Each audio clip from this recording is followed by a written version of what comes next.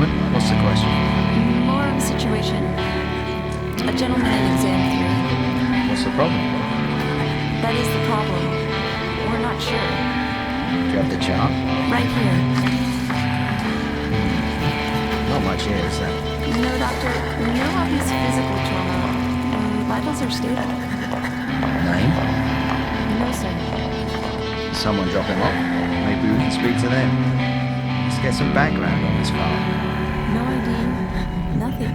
And he won't speak to anyone. Well, then let's say hello. Good morning, I'm Dr. Watson. How are you today?